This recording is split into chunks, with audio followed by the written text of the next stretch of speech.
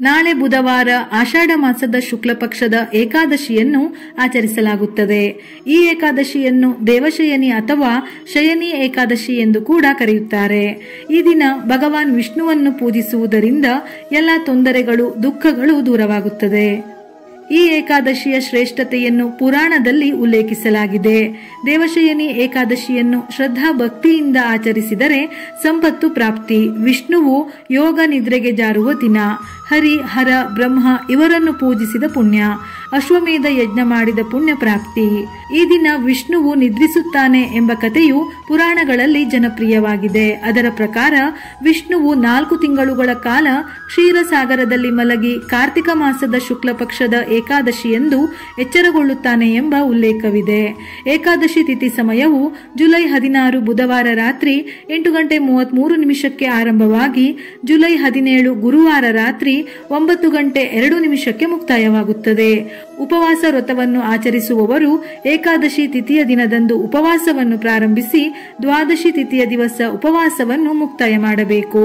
ಈ ದಿನ ವಿಷ್ಣು ಸಮೇತ ತಾಯಿ ಲಕ್ಷ್ಮಿಯನ್ನು ತಪ್ಪದೆ ಪೂಜಿಸಬೇಕು. ಈ ದಿನ ವಿಷ್ಣುವಿನ ಪೂಜೆಯಲ್ಲಿ ಬಾಳೆಹಣ್ಣು, ಪಂಚಾಮೃತ, ಬೆಲ್ಲ ಅರ್ಪಿಸಬಹುದು. ಪೂಜೆಗೆ ಹಳದಿ ಹೂವುಗಳನ್ನು ಅರ್ಪಿಸಿದರೆ ತುಂಬಾ ಒಳ್ಳೆಯದು. ವಿಷ್ಣು ಸಹಸ್ರನಾಮ ಪಠಿಸುವುದರಿಂದ ಅಥವಾ ಕೇಳುವುದು ಶುಭ ಮತ್ತು ಫಲಪ್ರದ. ಇದರಿಂದ ಸಂತೋಷ ಮತ್ತು ಸಮೃದ್ಧಿ ವೃದ್ಧಿಯಾಗುತ್ತದೆ. ಈ ದಿನ ಶ್ರೀಹರಿ ವಿಷ್ಣುವಿಗೆ 7 ಅರಿಶಿನದ ಕೊಂಬನ್ನು ಅರ್ಪಿಸಿ ಶ್ರೀ ವಿಷ್ಣುವಿನ ಅನುಗ್ರಹಕ್ಕಾಗಿ ಓಂ ಕೇಶವಾಯ ನಮಃ ಎಂಬ ಮಂತ್ರವನ್ನು ಜಪಿಸಿ. ಹೀಗೆ ಮಾಡುವುದರಿಂದ ನಿಮ್ಮ ಕೆಲಸಗಳಲ್ಲಿ ಇರುವ ಅಡೆತಡೆಗಳು ದೂರಾಗಿ ಯಶಸ್ಸನ್ನು ಪಡೆಯಬಹುದು. ಈ ದಿನ ತುಳಸಿ ಮತ್ತು ಸಾಲಿಗ್ರಾಮವನ್ನು ಸರಿಯಾಗಿ ಪೂಜಿಸಬೇಕು. ಸಾಲಿಗ್ರಾಮವನ್ನು ವಿಷ್ಣುವಿನ ರೂಪವೆಂದು ಪರಿಗಣಿಸಲಾಗುತ್ತದೆ. ಈ ಸಾಲಿಗ್ರಾಮದ ಪೂಜೆಗೆ ಹೆಚ್ಚು ಮಹತ್ವವನ್ನು ನೀಡಲಾಗಿದೆ. ಈ ದಿನ ದೇವಶಯನಿ ಪುರಾಣವನ್ನು ಕೇಳಿ. ಇದನ್ನು ಕೇಳುವುದರಿಂದ ಅಥವಾ ಸ್ವತಃ ಓದುವುದರಿಂದ ಪಾಪಗಳು ಕಳೆದು ಪುಣ್ಯ ಪ್ರಾಪ್ತವಾಗುತ್ತದೆ. ಏಕಾದಶಿ ದಿನದಂದು ವ್ರತದ ಕಥೆಯನ್ನು ಕೇಳುವುದರಿಂದ ಭಗವಾನ್ ವಿಷ್ಣುವಿನ ಆಶೀರ್ವಾದ ಪ್ರಾಪ್ತಿಯಾಗುತ್ತದೆ. ಈ ದಿನ ಹಸು, ಕಾಗೆ, ನಾಯಿ, ಪಕ್ಷಿಗಳಿಗೆ ಅನ್ನದಾನ ಮಾಡಿದರೆ ಪುಣ್ಯ ಸಿಗುತ್ತದೆ. ಹಿಂದೂ ಧರ್ಮದಲ್ಲಿ ಪ್ರಾಣಿ ಪಕ್ಷಿಗಳಿಗೆ ನೀಡುವ ಸೇವೆಯನ್ನು ಪುಣ್ಯದ ಕಾರ್ಯವೆಂದು ಹೇಳುತ್ತಾರೆ. ನೆಲ್ಲಿಕಾಯಿ ರಸವನ್ನು ನೀರಿನಲ್ಲಿ ಬೆರೆಸಿ ಸ್ನಾನ ಮಾಡುವುದರಿಂದ ಬಹಳಷ್ಟು ಪುಣ್ಯ ಲಭಿಸುತ್ತದೆ ಮತ್ತು ಸಕಲ ಪಾಪಗಳು ದೂರವಾಗುತ್ತದೆ. ವಿಷ್ಣು ಸಹಸ್ರನಾಮವನ್ನು ಪಠಿಸುವುದರಿಂದ ಮತ್ತು ಬ್ರಾಹ್ಮಣರಿಗೆ ದಕ್ಷಿಣೆ ನೀಡುವುದರಿಂದ ಸಂತಾನದಲ್ಲಿದ್ದ ಅಡೆತಡೆಗಳು ನಿವಾರಣೆಯಾಗುತ್ತದೆ.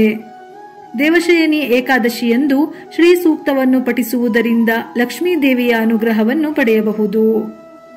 ಈ ದಿನ ತುಳಸಿಯನ್ನು ಅಲಂಕರಿಸಿ ಪೂಜಿಸಬೇಕು. ಇದರಿಂದ ಮಕ್ಕಳ ಭಾಗ್ಯ ಸಿಗುವುದು. ವೈವಾಹಿಕ ಜೀವನದಲ್ಲಿ ಸಂತೋಷ ಇರುತ್ತದೆ.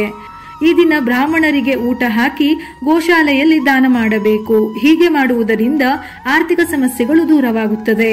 ಸಂಜೆ ದೇವರ ಮನೆ ಮತ್ತು ತುಳಸಿ ಗಿಡದ ಬಳಿ 2 ತುಪ್ಪದ ದೀಪಗಳನ್ನು ತಪ್ಪದೆ ಹಚ್ಚಬೇಕು.